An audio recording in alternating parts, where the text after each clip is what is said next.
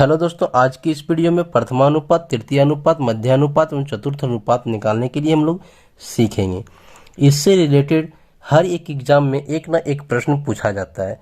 तो आइए हम लोग आज प्रथमानुपात, तृतीयानुपात, मध्यानुपात एवं चतुर्थ अनुपात निकालने के लिए सीखेंगे। सबसे पहले हम लोग प्रथमानुपात सीखेंगे, फिर तृतीयानुपात, मध्यानुपात, उसके बाद चतुर्था अनुपात। तो वीडियो के अंत तक बने रहें ताकि आपको हर एक चीज अच्छे से समझ में आए। तो आइए हम लोग शुरू करते हैं। यहाँ पहले लोग प्रथमानुपात को निकालते हैं। देखिए, प्रश्न दिया गया कि 16 एवं 4 का प्रथमानुपात क्या होगा। किसका दिया गया है? 16 और 4 का प्रथमानुपात पूछा। क्या? प्रथमानुपात। तो प्रथमा अनुपात बराबर होता है, प्रथमा अनुपात बराबर होता है ए स्क्वायर बट्टा बी।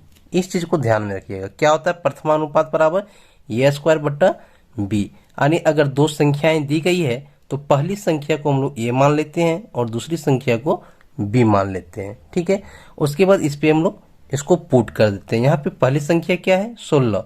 तो 16 का स्क्वायर करेंगे, 16 का स्क्वायर करेंगे यानी 16 गुना 16 बट्टा बी कितना दिया हुआ है? 4। तो यहाँ पे हम लोग लिख देते हैं 4। अगर ये कटता है तो इसे हम लोग काट देंगे, कट जाएगा, ये कट जाएगा 4 बार में, है ना। 4 चौक 16। अब नहीं कटेगा तो क्या करेंगे? इन दोनों को गुना कर देंगे।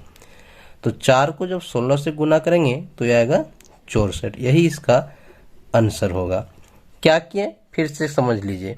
प्रथमा अनुपात बराबर होता है ए स्क्वायर बट्टा बी। यानी दो संख्याएं दी गई है तो पहली संख्या को हम लोग ए मान लेते हैं और दूसरी संख्या को हम लोग बी मान लेते हैं। उसके बाद इस फार्मूला पे पुट कर देते हैं ए स्क्वायर, यानी पहली जो संख्या रहती है उसको स्क्वायर करना है। तो पहली संख्या यहाँ दी गई थी 16, तो मैंने क्या किया? 16 का स्क्वायर किया, यानी 16 गुना 16 बट्टा बी दिया हुआ, बी बट्टा 4। तो 4 को हम लोग बट्टा में कर दिए, यहाँ पे काट दिए। काटने के बाद कितना आया आंसर? 64। आइए इस पर एक और प्रश्न को हम लोग बनाते हैं।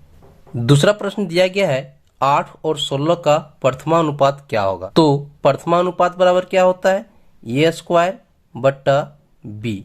यानी दो संख्याएं दी गई है तो पहली संख्या को हम लोग ए मान लेते हैं और दूसरी संख्या को हम लोग बी मान लेते हैं। ठीक है, ये होता है प्रथमा अनुपात बराबर, प्रथमानुपात बराबर ए स्क्वायर बट्टा बी। तो ये कितना दिया हुआ है? ये बराबर 8 दिया हुआ है ना। तो 8 गुना 8 बट्टा बी कितना दिया हुआ है? 16। तो यहाँ पे लिखेंगे हम लोग 16। ये कटता है तो इसे हम लोग काट देंगे, कट जाएगा। 8 दूनी 16 कट गया यहाँ से यहाँ। अब ये भी कट जाएगा, 2 से ये कट जाएगा, 8 है ना। 4 दूनी 8, यानी इसका आंसर 4 हो जाएगा। मैं उम्मीद करता हूँ कि ये आपको अच्छे से समझ में आ रहा होगा। यानी 8 और 16 का जो प्रथमानुपात निकलेगा वो कितना निकलेगा? 4 निकलेगा। ठीक है, यहाँ पे क्या किया? प्रथमानुपात निकालने के लिए सिर्फ ए स्क्वायर बट्टा बी कर दिए।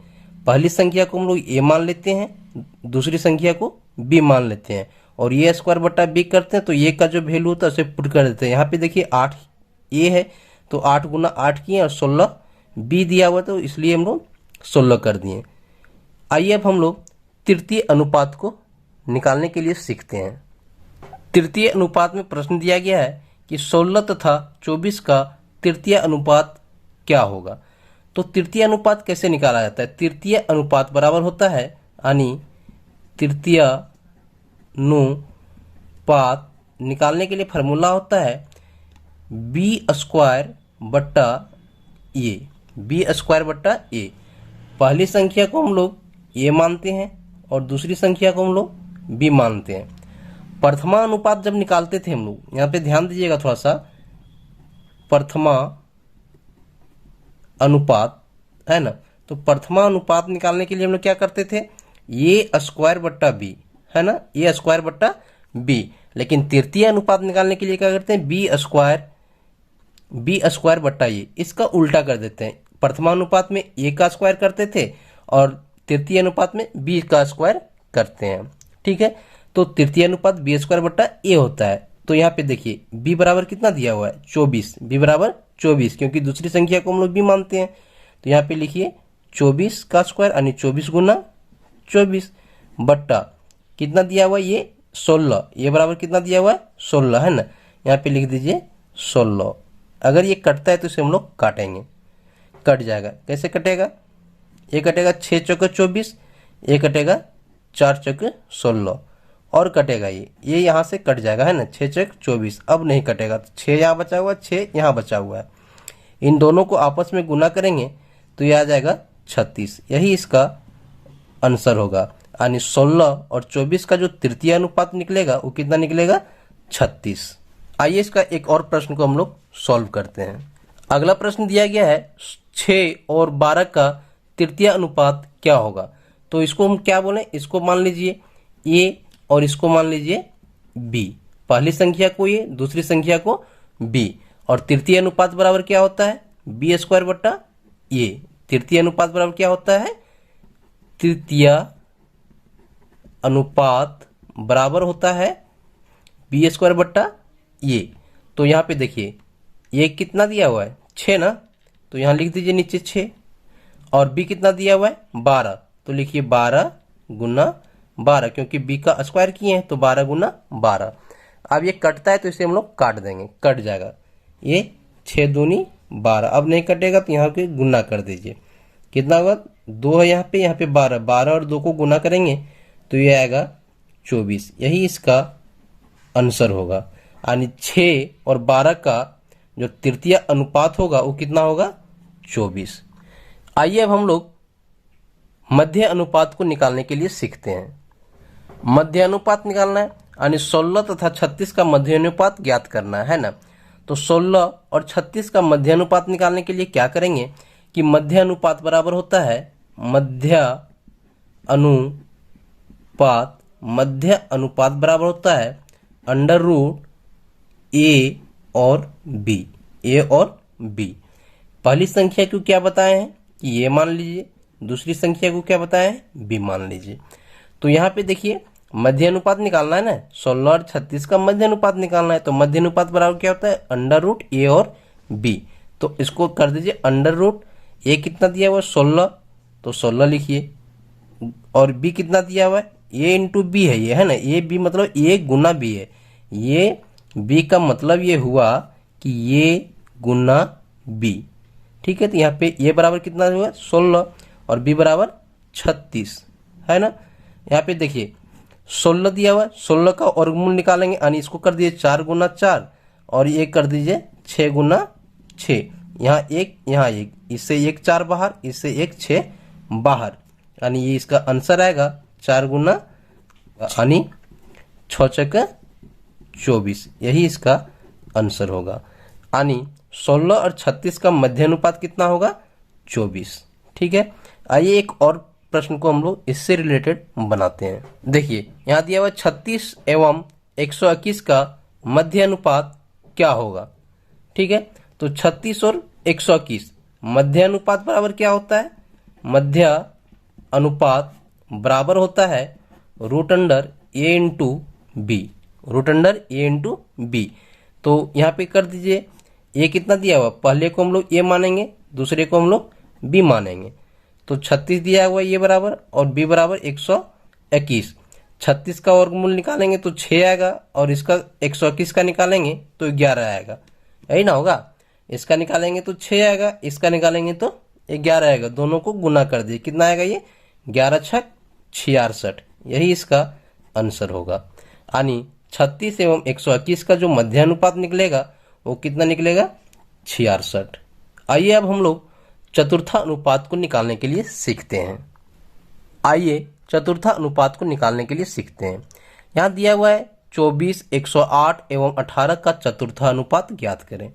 तो चतुर्था अनुपात कैसे निकाला जाता है? चतुर्था अनुपात बराबर होता है चतुर्था अनुपात बराबर होता है बी सी बट्टा ए। बी सी बट्टा ए, यानी पहली संख्या को ए, दूसरी संख्या को बी और तीसरी संख्या को सी मान लीजिए। ठीक है, तो यहाँ पे देखिए बी दिया हुआ है, बी बराबर कितना? 108, तो लिख दीजिए 108 गुना सी। सी कितना दिया हुआ? 18, तो लिखिए 18। और ये कितना दिया हुआ है? 24, तो यहाँ पे लिखिए 24। वही किया ना, यहाँ बी सी बट्टा ए है तो बी, ये हो गया बी, ये हो गया सी और ये हो गया ये। अगर ये कटता है तो इसे काट दीजिए। यहाँ पे लिख लीजिए फरेज से 108 गुना 18/24। ये कटता है तो काटिए, कट जाएगा। 6 तिया 18, ये कटेगा 8 तिया 24, फिर से कटेगा 3 दूनी 6, ये कटेगा 4 दूनी 8। यहाँ से 4 बार में एक कट जाना चाहिए। आइए देखते हैं, कट जाएगा। 4 दूनी 8, यहाँ बचा 2, 2 से इधर आएगा, 7 बार में कट जाएगा। ये कट गया। 27 चौके 108। ठीक है, अब नहीं कटेगा तो इन दोनों को गुना कर दीजिए। 27 को जब 3 से गुना कीजिएगा तो ये आएगा 7 तिया 21 के 1 बाकी 2, 6 और 2 8, 81, यानी 81 इसका आंसर होगा। कितना आया? 81। यानी 24, 108 एवं 18 का जो चतुर्थानुपात निकला वो कितना निकला? 81। ठीक है, आइए एक और प्रश्न इस पे हम लोग बनाते हैं। अगला प्रश्न दिया गया है 12, 13 एवं 24 का चतुर्थानुपात ज्ञात करें। तो चतुर्थानुपात बराबर क्या होता है? BC/A। पहली संख्या क्या बोले? A मान लीजिए, दूसरी संख्या B और तीसरी संख्या को C मान लीजिए। यही होता है ना, ये होता है चतुर्थानुपात बराबर। चतुर्थानुपात बराबर BC/A। तो B बराबर कितना है? 13 लिखिए, और C बराबर कितना है? 24, तो यहाँ पे 24 लिखिए, और A बराबर कितना है? 12, तो यहाँ पे 12 लिख दीजिए। कटता है तो कट जाएगा, ये कट जाएगा 2 बार में। 12 दूनी 24। अब नहीं कटेगा तो इन दोनों को गुना कर दीजिए। कितना आएगा? 13 और 2 बार गुना करेंगे तो ये आएगा 13 दूनी 26। यही इसका आंसर होगा। ठीक है, यानी चतुर्थानुपात यानी 12, 13 और 24 का जो चतुर्थानुपात निकलेगा वो 26 निकलेगा। तो मैं उम्मीद करता हूं कि आप लोग प्रथमानुपात, तृतीयानुपात, चतुर्थानुपात और माध्यानुपात निकालने के लिए सीख गए होंगे। और हाँ, अगर पहली बार मेरे चैनल पे आए हैं तो मेरे चैनल को सब्सक्राइब जरूर करें। Thank you.